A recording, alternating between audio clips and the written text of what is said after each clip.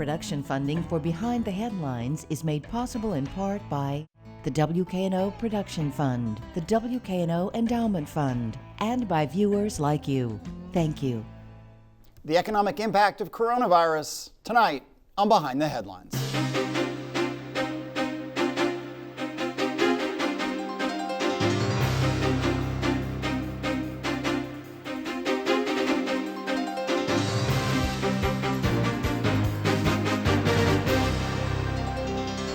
I'm Eric Barnes with the Daily Memphian. Thanks for joining us. I am joined tonight by Kevin Kane, President and CEO of Memphis Tourism. Thanks for being here. My pleasure. Along with Bill Dries, reporter with the Daily Memphian. We wanted to talk about economic impact. The last two shows we've done on the kind of medical and local response, and we'll try to keep doing that, but things are moving so fast that we thought we'd take a break and start to look at the real incredible damage to the economy, and then where we go from here when we get out of this. And tourism made a lot of sense, in part because it's restaurants, it's entertainment, it's hotels, it's hotel construction, it's the construction of the convention center, it's a massive industry. And so thank you for being here. And what will be our last show in the studio for some time, we'll shift to doing this remotely as of next week. Your take, I mean, I don't know where you even want to start, because the suddenness of this is just breathtaking in terms of the hit to the economy. As we tape this Thursday morning, the unemployment numbers nationally came out, 6.6 million more people filed. That's on top of 3.3 million last week. I mean, staggering numbers, and probably how many more are actually unemployed, particularly in service industries where maybe they were contractors or they were gig drivers or that kind of thing. So where do you want to start in terms of looking at this economic fallout? Well, this is devastating for the hospitality and tourism industry. I mean, it's devastating for so many industries, but this industry, which employs, the service economy employs so many people. I think in Tennessee, it's 1 out of 3 jobs. And you look around the country, I mean, it's just, I promise you, percentage-wise, of those total jobless claims, the percentage is probably highest in this industry. And so we are feeding those numbers and making them go higher every single week. Occupancy levels and the impact of people not being able to move around, not be able to travel, staying at home, is just paralyzed an economy that supports a lot of jobs and generates a lot of tax revenue for a state, and it's going to take some time to recover. Hey, we're going to recover. Yeah. At some point, this will be in our rearview mirror. Won't be forgotten, but it'll be in our rearview mirror. And we will begin the work of people moving around again, people traveling again, and restaurants and hotels and attractions and all those things will crawl out of this, and we'll have some type of normalcy at some point in the future. And we got to be ready for it. I mean, I think the Memphis airport said that, the number of passengers is down 90%. I'm kind of amazed that even they're at 10%. A number of hotels, I think, downtown have just closed up shop for now. I mean, one question is, and if you don't know, it's okay, how is anyone staying in a hotel right now? I mean, who are these people, who is traveling and for what reason? Believe it or not, people are being forced to travel for some mandatory business activities, for going to visit families who are dealing with this. Fair enough. So, you've got people that need to be close to where they work. You got hospital workers that are staying in hotels, so they're next to the hospital. So, we got some locals that are staying in hotels. Our hotel occupancy this past week was, believe it or not, right at 30%, which I'm as shocked as anybody would when you say, really? 30%? We know that for our large full-service hotels, it's much less than that because they're dependent on meetings and trade shows and conferences and things. So those numbers are probably driven by your smaller limited service hotels. Let me get Bill in the mix here. So in the service industry, Kevin, is this a matter of finding a way for people who are out of work in that industry to hold on until things come back? Or is this, okay, when you come back, there's going to be a much different reality to this business? Well, we went from a month or so ago having a labor shortage, not finding qualified people to work at hotels and large restaurants and attractions, to now all of a sudden completely, in some cases, completely shut down, and 99% of their workforce is now unemployed. You got to get those people back. And will we still have this situation where we're going to be short of labor when we reopen? Well, you don't know. You know, you got other sectors that are thriving in this crisis, and as a result of that, they're hiring people, paying great wages, doing various things because they need workers. The Walmarts of the world and the Amazon, you know, certain people need Kroger. people right now. Mm-hmm. Kroger, FedEx is hiring 400 people to hub. So, you know, will the hospitality industry be able to get those people back? You know, we're doing a lot of work with economists right now that are doing a lot of research on projections of how long it will take us to come back as an industry. And, you know, I was on a conference yesterday where they anticipate that we had 12.5 million visitors in Memphis this past year. This year in 2020, it looks like we could drop below 8 million visitors, 30% drop in visitation. 2021, we may climb to 10 if we're lucky, maybe not even that number. So you see it's going to be a slow, gradual.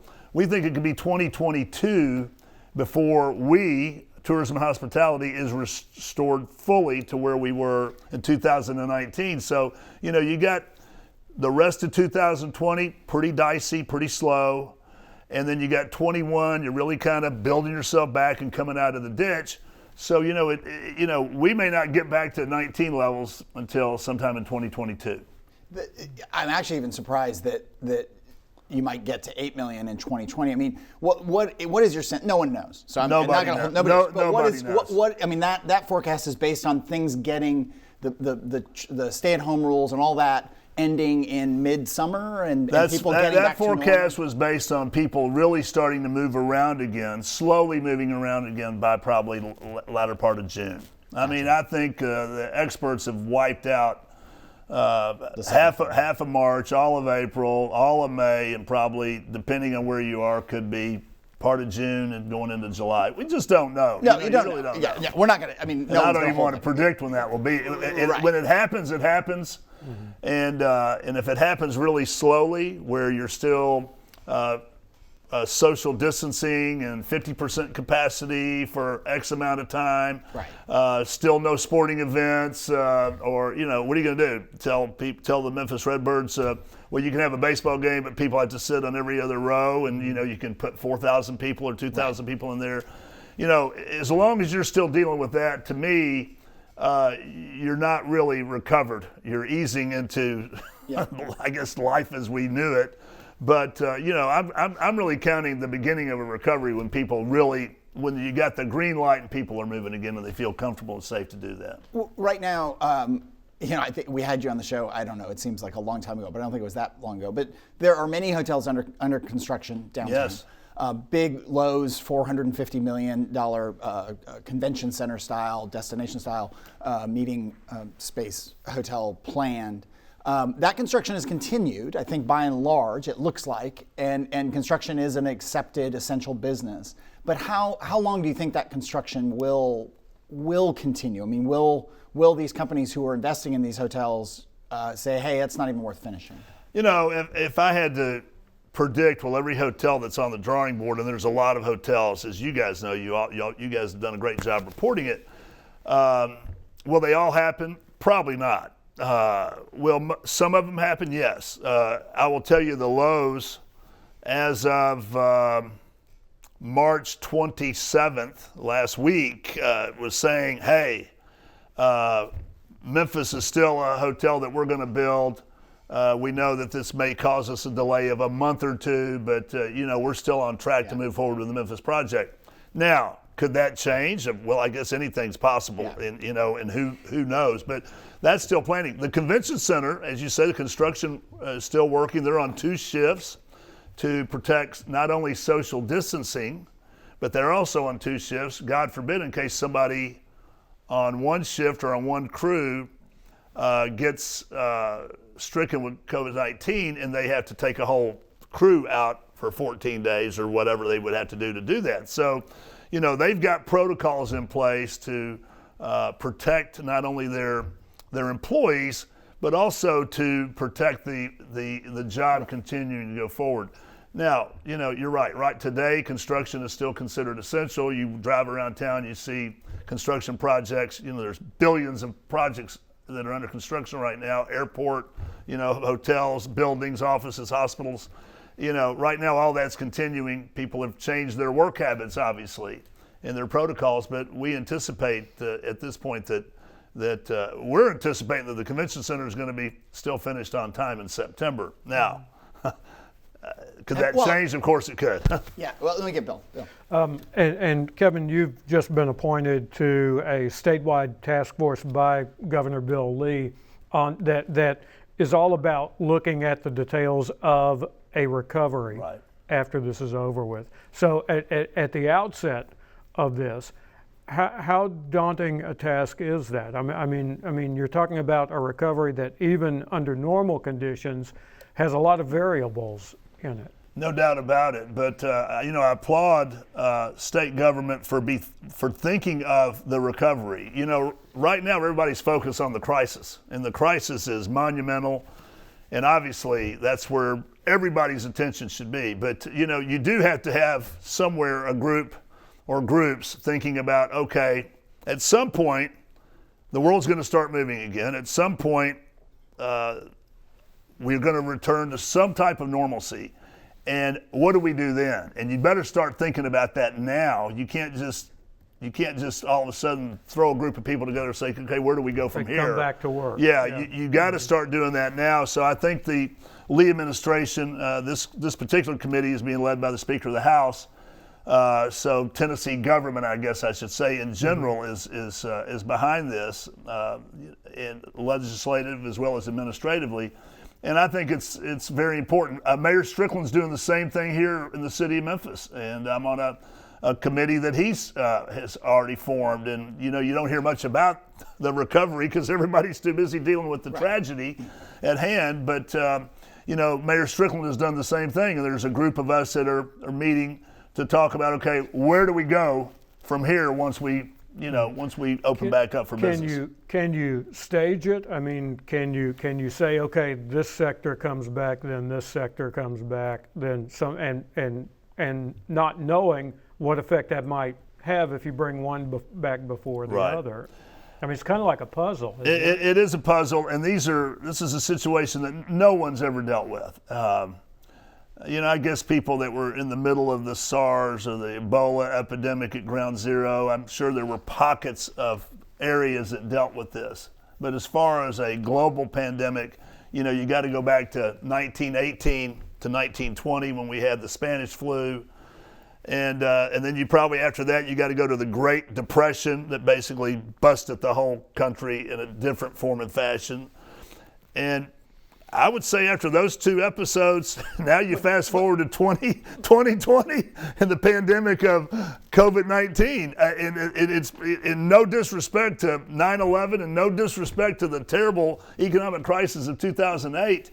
I think this is probably the biggest thing that we've experienced so far as what it's going to have, the impact it's going to have economically. Well, and the connectedness, and this is true of many, many industries, but it's why this is a good industry to focus on. European travelers, travelers from all around the country who come to Memphis, who do travel through various music cities. That 12 million visitors last year, a big percent of those, I don't know what the numbers you do, probably is overseas people, out-of-state people. Over 1 million. Yeah. So it is breathtaking to think about how that comes back. Have you seen those as we think forward? And I don't mean to just focus on the negative, but I think it is important because, like you said, to begin to plan and to begin to think about this. And have you seen cancellations in terms of convention center bookings, or for the fall, or is it? Quite honestly, corporations, associations. Remember, associations have to meet to support their associations. So they're a big part of... Well, explain that a little more, because I'm very involved in, say, the Tennessee Press Association. Yeah, your National Press Association, your association can't make it on your membership dues alone. They have to have regional meetings. They have to have national conferences. They do that to bring people together because that's the best way for people to share ideas and to learn. But they also do it because you pay a registration fee to go to that, and they make money off those things. And that's how those national associations, in a lot of cases, that's what helps them survive. So I will tell you that our salespeople are already taking inquiries for October of this year. February, when's your convention center going to be finished? We had to cancel this meeting for May, and the place we were going to be is not going to be, they already got something else booked in the fall. Do you have any space in the fall? So, most companies and most associations are telling us that when life returns to normalcy, where people are free to travel, move, and do commerce, they're going to get back at the business at hand of getting their people traveling, getting their people going to meetings, going to those conferences, trade shows, et cetera, product demonstrations, everything. We had a call yesterday, the Memphis Auto Show, which is a big consumer show. They're scheduled in October. Yeah.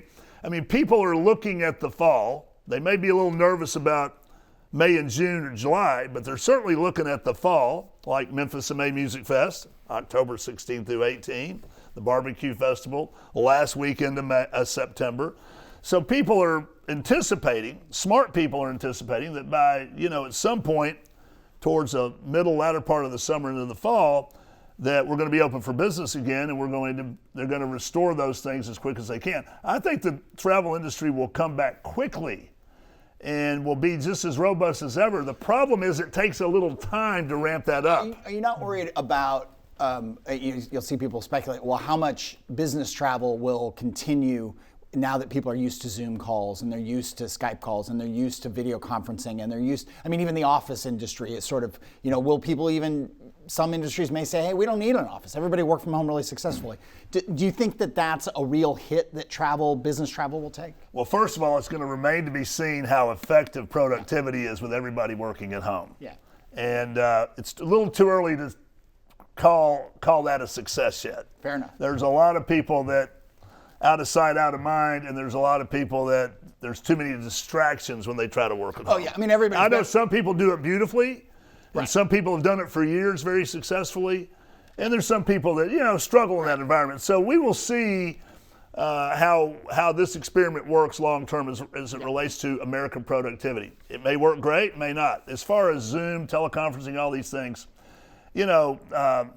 teleconferencing's been around a long while. Everybody thought that would be the end of the face-to-face meeting.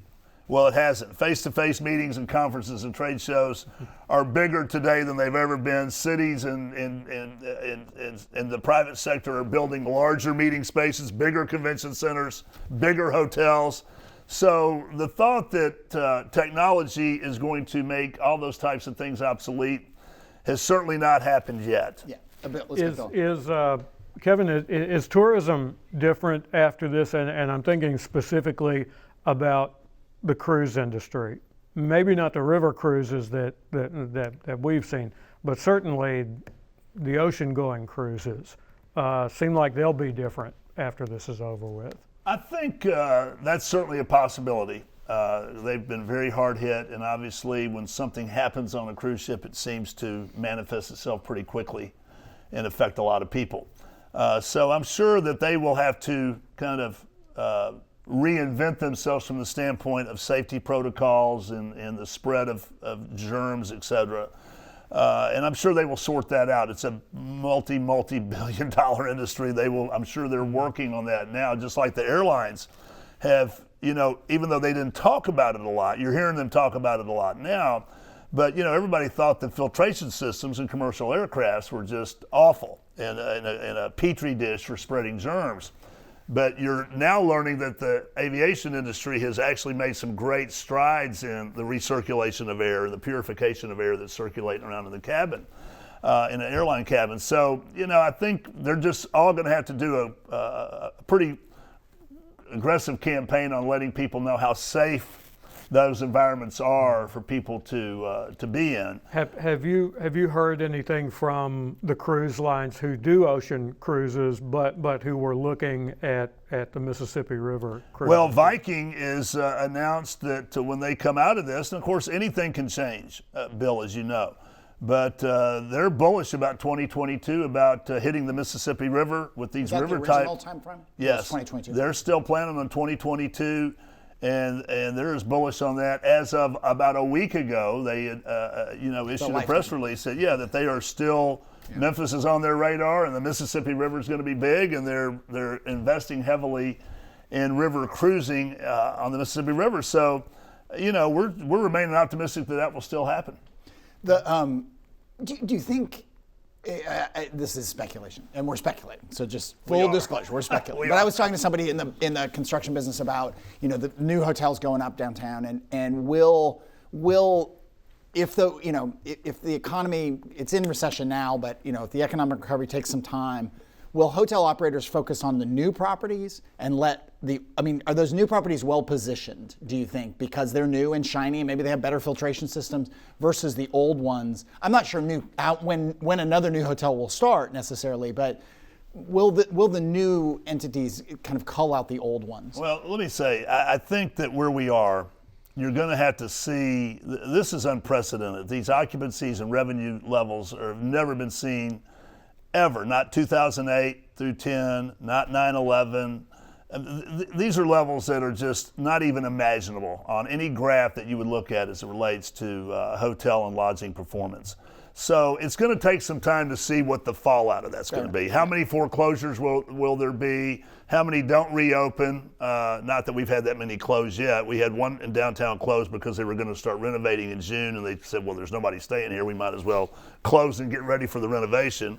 And then you had another hotel, the former Madison, just closed for economic reasons.